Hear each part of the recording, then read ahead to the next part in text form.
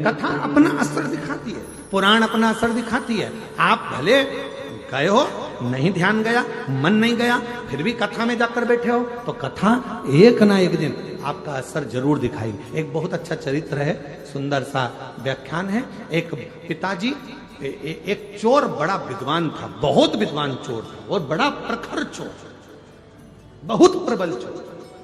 उसका एक लड़का था और चोर भी बड़ा दमदार चोर था, क्वालिटीवान चोर। और उसका एक लड़का था। लड़का चोरी करना नहीं जानता था, तो पिताजी ने लड़के को चोरी करना सिखाया।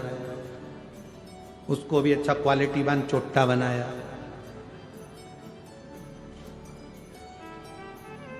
वीआईपी चोर, एकदम जोरदार चोट्टा, अच्छा बना।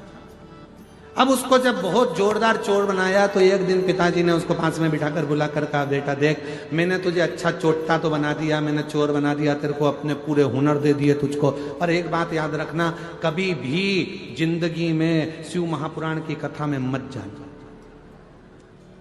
अगर तुझे अच्छा चोट्टा बनना है तो कभी कथा में मत जा, कभी प्रवचन में मत जा, कभी किसी पुराण को सुनने मत जा, कभी प्रवचन सुनने मत जा, कभी सत्संग में मत जा।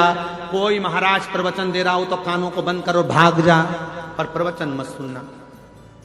छोरे ने कह दिया बेटे ने, ठीक है पिताजी, अब तुमने मुझको इतना वीआईपी चोट्टा बनाया है, जब तुमने मुझको इतना वीआईपी चोट्टा बनाया है तो मैं कभी भी प्रवचन में नहीं जाऊंगा,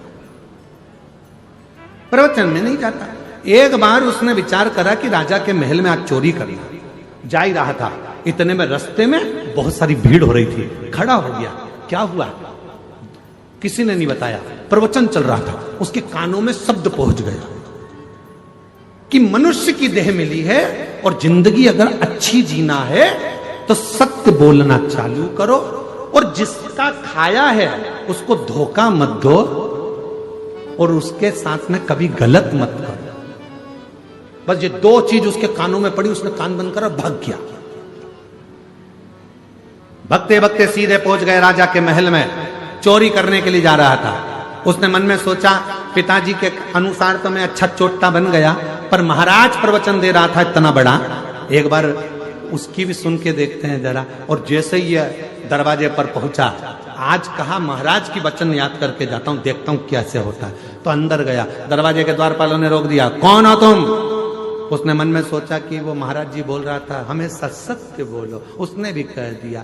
जैसे द्वारपालों ने रोका, कौन हो तुम? चोर हूं। क्या करने जा रहे हो? चोरी। दरवाजे पे खड़े हुए द्वारपालों को लगा यहां काम करता होगा, बेचारे को अपन ने रोक दिया, उसके हृदय में हाथ हो गई, इसलिए चिल्ला के दौड़ रहा है, अपने आप को चोर कह रहा है, चोरी करने। जा अंदर जा, जा चले जा, जा। वो अंदर चले गया। उसने मन में सोचा, मैंने बोला मैं चोट्टा हूं, मैं कह रहा हूं कि चोरी कर रहा हूं, तो भी मुझे अंदर जाने दिया। अंदर पहुंच गए।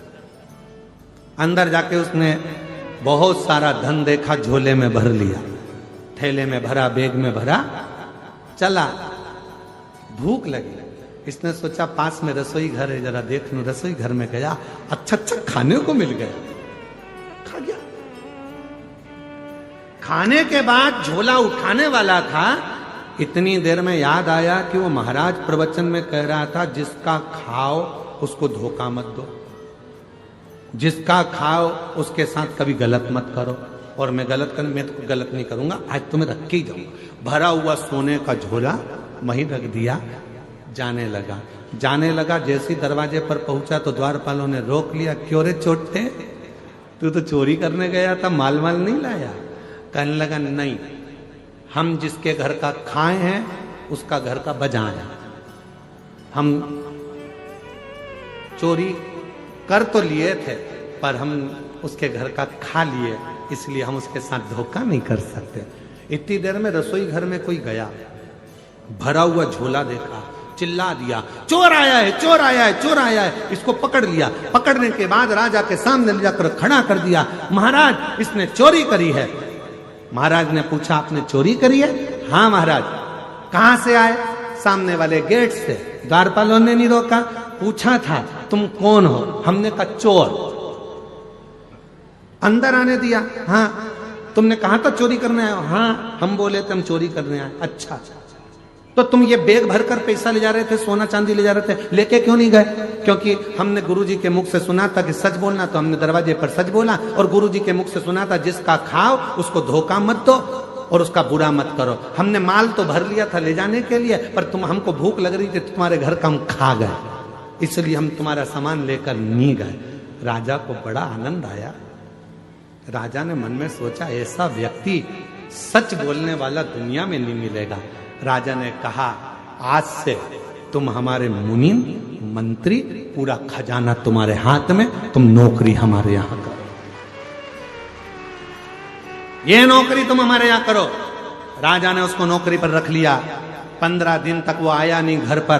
पिताजी को चिंता लग गई, मेरा छोटा बेटा कहां चले गया। एक दिन अच्छे कपड़े पहनकर, पगड़ी मगड़ी बांधकर, जोरदार सोने की माला पहनकर, पांव में जूते मोजे पहनकर गया अपने पिताजी के पास। पिताजी ने देखा, बेटा इतनी लंबी चोरी किसके यहां करी आया? बेटा कहता है पिताजी चोरी नहीं करी है, एक महाराज का प्रवचन सुन लिया था, सत्य बोलो, जिसका खाओ उसको धोखा मत दो, उसका कभी गलत मत करो। बस वो सुनकर मैं चोरी करने गया, ऐसा ऐसा हुआ। राजा को मालूम पड़ा, उसने मुझे नौकरी पर रख लिया। पिताजी जितनी चोरी करता था, जूते खाता था, उससे अच्छी इज्जत की नौकरी आज राजा ने मुझे दे दी। करोड़ों का धन मेरे हाथ के नीचे है पिताजी। केवल थोड़ी सी देर की शिव पुराण की कथा सुन ली थी, जिससे आज मैं राजा का मुनीम बन गया। यदि पूरी कथा सुन लेता तो शायद राजा ही बनकर बैठ जाता। ये कथा